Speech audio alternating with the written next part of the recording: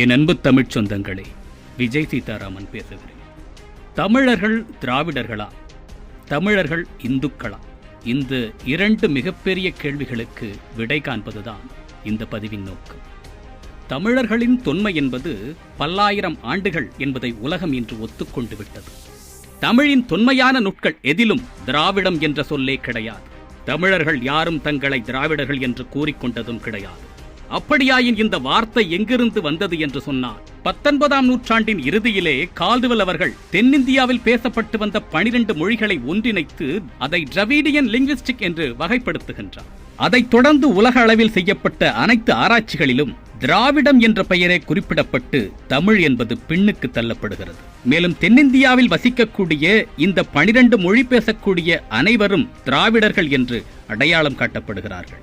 பெரியார் அவர்களால் தோற்றுவிக்கப்பட்ட திராவிடக் கழகம் தமிழர்கள் திராவிடர்கள் என்ற சிந்தனையை ஊட்டுகிறது. 1940ஆம் ஆண்டு பெரியாரின் தலைமையில் திருவாரூரில் நடைபெற்ற நீதிக் கட்சியின் மாநாட்டில் தாழ்த்தப்பட்ட மக்களை குறிப்பிடுவதற்கு ஹரிஜன் என்ற வார்த்தையை பயன்படுத்துவதற்கு பதிலாக ஆதி திராவிடர் என்று பயன்படுத்த வேண்டும் என்று கேட்டுக் கொள்ளப்படுகிறது. பெரியாரை தொடர்ந்து திராவிட முன்னேற்றக் கழகமும் அனைத்திந்திய அண்ணா திராவிட முன்னேற்றக் கழகமும் திராவிட கட்சிகள் என்ற அடிப்படையிலேயே தங்கள் கொள்கைகளை பரப்பியதால் தமிழர்கள் அத்துணை பேரும் திராவிடர்கள் என்ற ஒரு மாய நிலை உருவாகிவிட்டது. மேலும் ஆதி திராவிடர்கள் என்ற ஒரு கோட்பாடே தவறானது. தமிழை தாய்மொழியாக கொண்ட மக்களை ஆதி திராவிடர்கள் என்று குறிப்பிட்டால் பாதியில் வந்த திராவிடர்கள் யார்? பட்டியலினம் என்று சொல்லக்கூடிய தாழ்த்தப்பட்ட பிரிவினரை ஆதி திராவிடர்கள் என்று குறிப்பிட்டால் பட்டியலினத்தில் அல்லாத மற்ற பிரிவினர்கள் பாதியில் வந்த திராவிடர்களா? பிற்படுத்தப்பட்ட மக்கள், மிகவும் பிற்படுத்தப்பட்ட மக்கள் எல்லாம் ஆதியிலிருந்தே இந்த பூமியில் வாழ்ந்து வருபவர்கள் இல்லையா? அவர்கள் எங்கிருந்து வந்தார்கள்? இந்த சிக்கலான இடத்தை தான் நாம் புரிந்து கொள்ள வேண்டும். தமிழை தாய்மொழியாக கொண்டு காலம் காலமாக தமிழ் பேசி வரும் அத்துணை பேரும் தமிழர்கள். அவர்களில் ஆதியில் வந்த திராவிடர்கள் என்றோ பாதியில் வந்த திராவிடர்கள் என்றோ யாரும் கிடையாது. இன்னும் சொல்வதானால் அவர்கள் திராவிடர்களே கிடையாது. தேவநேய பாவாணர் அவர்கள் திராவிடம் பற்றி குறிப்பிடும் பொழுது ஆரியமும் திராவிடமும் ஒன்றென அறிய முடியும், ஆனால் தமிழ் என்றுமே திராவிடம் ஆகாது. திராவிடம், திராவிட நாடு, திராவிடர்கள் என்ற வார்த்தைக்கு பதிலாக தமிழ், தமிழன், தமிழ்நாடு என்ற வார்த்தைகளை மாத்திரமே பயன்படுத்த வேண்டும் என்று கூறுகின்றார். மேலும் தமிழ் தந்தை சீபா ஆதித்தனார் இது பற்றி கூறும் பொழுது தமிழர்களை திராவிடர்கள் என்று குறிப்பிடுவது ஒரு வரலாற்று பிழை என்று கூறுகின்றார். தமிழர்களுக்கு எப்படி திராவிடம் என்ற ஒரு போர்வை போர்த்தப்பட்டதோ அதே போன்றுதான் தமிழர்கள் மீது போர்த்தப்பட்ட இந்துக்கள் என்ற போர்வை. நண்பர்களே, இந்து மதத்திற்கு எதிரான கருத்துக்களை நான் தெரிவிப்பதாக தயவு செய்து புரிந்து கொள்ளாதீர்கள். நடுநிலைமையான சிந்தனையோடு எது வரலாறு என்பதை தெரிந்து கொள்வதற்கான பதிவுதான் இது. ரிக்வேதம் தோன்றி ஏறக்குறைய 3500 ஆண்டுகளாகிறது. இந்து மதத்தின் அடிப்படை வேதமே அதுதான். ஆனால் தமிழ் மொழிக்கான முதற்சங்கமானது 4440 ஆண்டுகள் நடைபெற்றது என்று இறையனார் களவியல் உரை கூறுகிறது. காச்சின வழுதி முதலாக கடுங்கோன் ஈராக என்று 89 அரசர்கள் அதை கட்டி காத்ததாக வரலாறு பகர்கிறது. இந்த முதற்சங்கத்தில் தான் பரிபாடலும் முதுநாரை போன்ற நூட்களும் பாடப்பட்டன.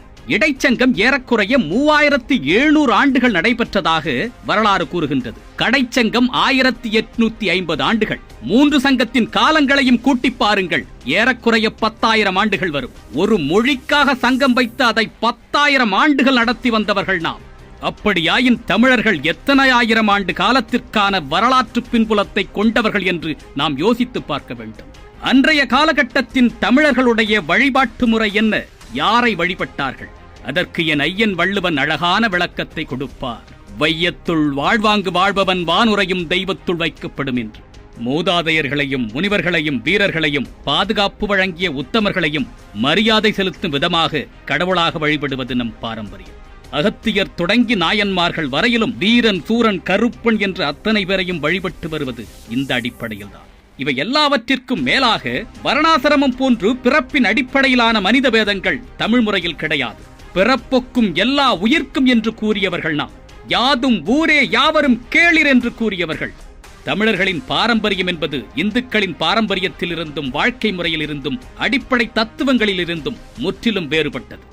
இங்கிருந்து புலம்பெயர்ந்து வெளிநாடுகளுக்கு சென்ற தமிழர்கள் இன்றைக்கும் பிற நாடுகளில் தங்களது சான்றிதழ்களில் தங்களது இனம் தமிழ், சமயம் தமிழ் என்று குறிப்பிட்டிருக்கின்றார்கள்.